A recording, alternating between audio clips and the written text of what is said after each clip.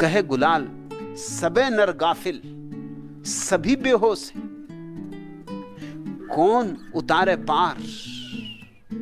यहां सभी बेहोश है,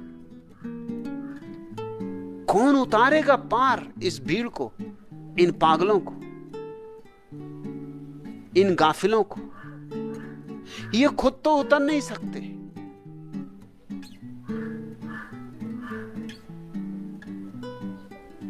इनके हाथ में तो नाव देना खतरे से खाली नहीं, ये तो डुबा के रहेंगे नाव। और कौन उतारे इन्हें पार, इन्हें तो कोई होश नहीं। और इतना भी इन्हें होश नहीं कि जिससे होश आ जाए उसकी सुन लें। इतना भी इन्हें होश नहीं कि कोई होश में आ गया उसे पहचान लें।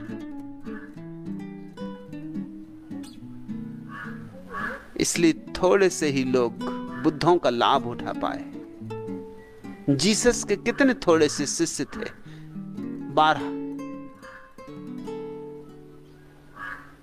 और जब जीसस को सूली लगी तो 1 लाख आदमी पत्थर फेंकने को, गालियां बकने को, सड़े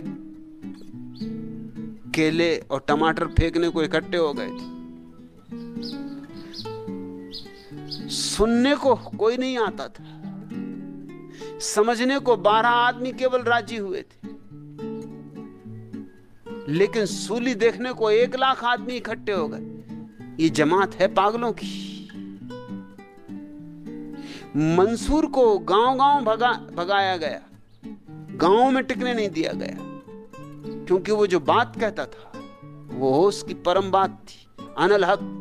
उसने घोषणा कर दी थी, अहम ब्रह्मास्मि, मैं ब्रह्म और तुम भी ब्रह्म। मुसलमानों के बर्दाश्त के बाहर तरह तरह के अंधे, हिंदू, मुसलमान, जैन, ईसाई, ये अंधों की अलग अलग जमातें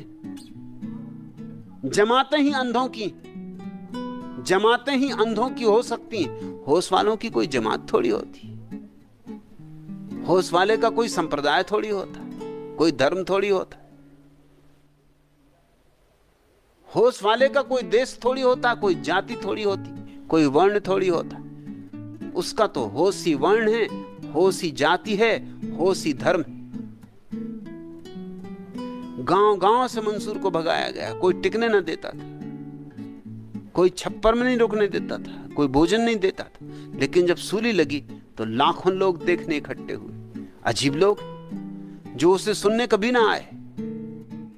अमृत बरसा रहा था, लेकिन उसे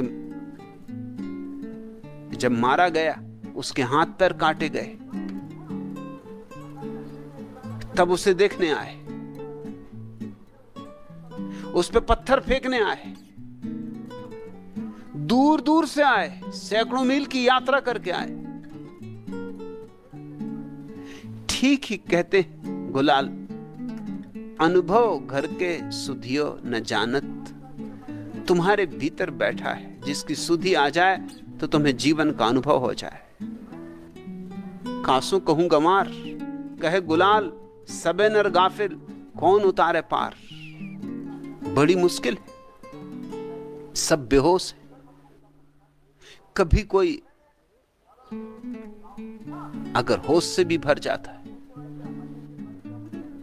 तो बेहोश या तो उसे मार डालते या उसकी पूजा करने लगते हैं। ये दोनों ढंग बचने के। अगर थोड़े उजट हुए तो मार डालते, अगर थोड़े संस्कारी हुए तो पूजा करने लगते। पूजा करने का मतलब है कि महाराज ये लो पूजा और हमें क्षमा करो, अपनी बातें अपने तक रखो, हम सदियों तक पूजेंगे, फूल चढ़ाएंगे, मंदिर बनाएंगे, मगर हमें सताओ मत, हमसे करने को मत कहो। हम पूजा कर सकते, हम आचरण नहीं कर सकते।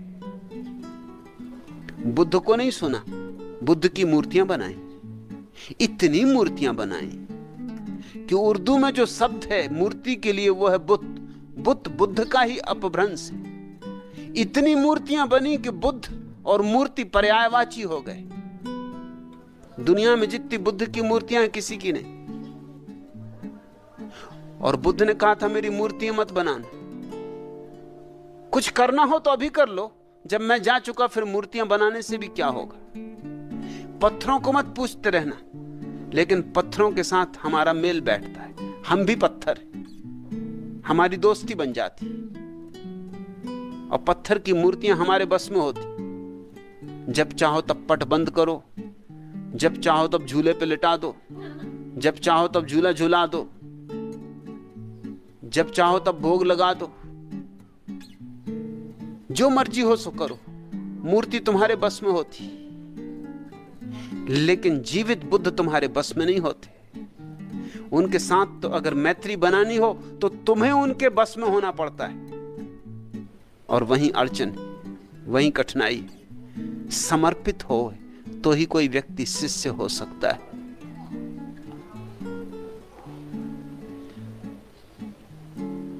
लेकिन मिल सकती है राह, मिल सकता है द्वार। द्वार सदा खुला है।